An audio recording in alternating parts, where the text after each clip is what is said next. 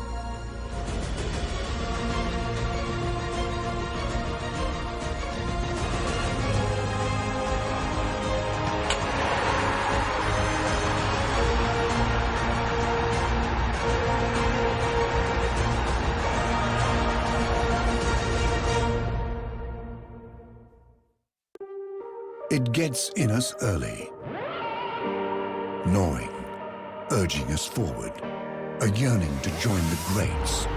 From then and now, to author a moment of genius, to be worshipped like a deity, to vanquish a villain, and for all to see that you are a hero.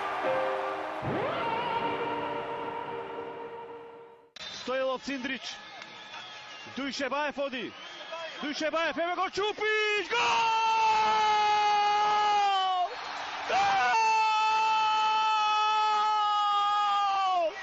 I tret pad, gol! Međutim, ovoj pad za evropska titula, gol!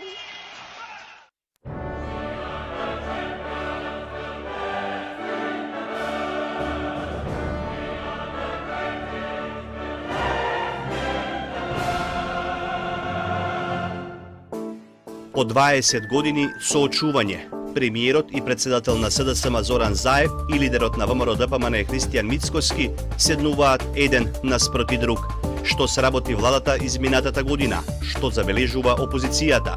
За внатрешните реформи, за разговорите за името, за евроатлантските интеграции, за економската состојба. Место Македонска телевизија, ден 23 мај, време 20 часот. Гледајте дуел Заев Мицкоски на јавниот сервис.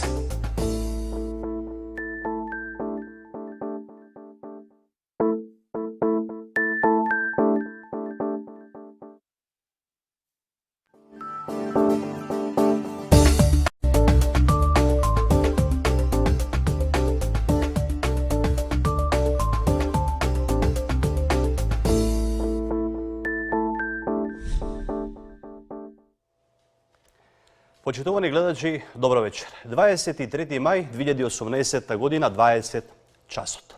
Поречиси 2 декади имам чест и задоволство во Македонската телевизија да најавам дуел меѓу главните политички чинители во земјава.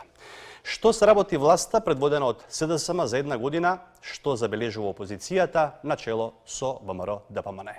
Домашни реформи, евроатлантски интеграции, економска состојба, теми за кои ќе се отворат повеќе прашања на соочувањето во јавниот сервис меѓу премиерот и председател на СДСМ Зоран Заев и лидерот на ВМРО ДПМН Христијан Мицкоски. Господине Заев, добро вечер. Благодарам што сте тука. Ја прифативте понудата на политичкиот опонент.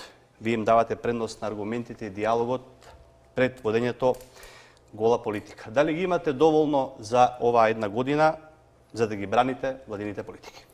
Добро вечер и до гледачите кои што не следат. Драго ми е што ќе имат задоволство после 20 години, како што сами рековте, без малку 20 години, да има дебата помеѓу лидерството на владеачките партии и лидерството на опозиционите партии.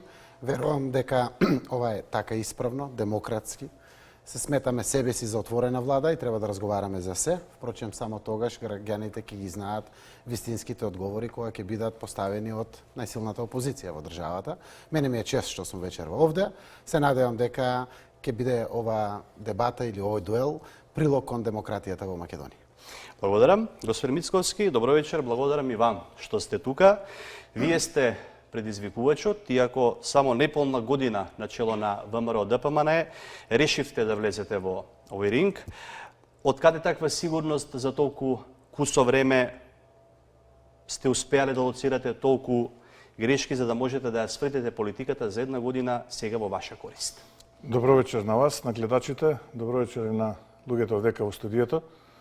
Една мала корекција, не една година. Ја имам денеска јубилеј, ви имате роден ден, но ја имам јубилеј 5 месеци од како сум избран за председател на ВМРО ДПМН, така што не една година. Неполна половина година. Па неполна половина година, ева да бидеме попрецизни. Не треба човек да биде многу оштрумен или храбар за да излезе и да го предизвика, се разбира, председателот на владата на теми на кои што цени дека граѓаните во Македонија треба да добијат соодветни одговори. Тоа не треба да се мери со храброст, да се мери со некаков друг збор, туку тоа е едноставно една пракса која што треба да биде од сега понатаму применувана во Република Македонија на различни теми. Може би требаше и порано, но како века старите никогаш не е доцна, така што еве вистински момент да можеме да дискутираме на неколку теми кои што денеска граѓаните во Република Македонија ќе можат да слушнат одговори, се разбира, и од страна на опозицијата, како тоа опозицијата го гледа, јас како председател на најголемата политичка партија ВМРО ДПМН, но и кои аргументи ги има владата од своја страна. Благодарам. Пред да почнеме со дуелот, кусо за правилата, ќе има 3 генерални области: внатрешна политика, надворешна политика и економија. Двајцата соговорници ќе имаат можност да одговараат на ист број прашања на определена тема во соодветната област. Одговорот на секое прашање ќе биде во време трајање од 2 минути, со право на реплика од минута и право на контрареплика од 30 секунди. Ве замолувам за заемна почит да го одржиме нивото на дуелот, кој освен да напоменам на првата програма ќе се пренесува и на Македонското радио и на МТВ2. Натрешна политика. Премиер Заев, за вас ослободителна пресуда за случајот подкуп, осудителна за вашиот претходник за случајот Тенк. Вие го водите Советот за реформи во правосудството. Дали ова е порака дека ова област тешко се ослободува од политичките влијанија или по-конкретно дали судиите се уште не може да се ослободат од стега, дека треба да внимаваат кога ги носат пресудите во зависност од тоа која има моќта во државата? Секако треба да внимаваат судиите, обвинителите, сите во правосудството кои што работат, но разликата денеска е голема. Денеска имаме отворени судски постапки, каде што јавно се пренесува отворено до граѓаните, буквално транспарентно, отворено, за да може сите да знаат кои се деталите, какви се доказите, што кажуваат сведоците, како се брани одбраната, како напаѓа обвинителството кој што го сомничи обвинетиот, и верувам дека Македонија заслужува да добие отворена судска постапка, заради тоа што тоа ќе биде веројатно и најсериозниот символичен дел на реформите во правосудството. Граѓаните да имаат увид секогаш. Затоа што во нашето правосудство богови во постапките се доказите. Ако ги нема, никој не е виновен.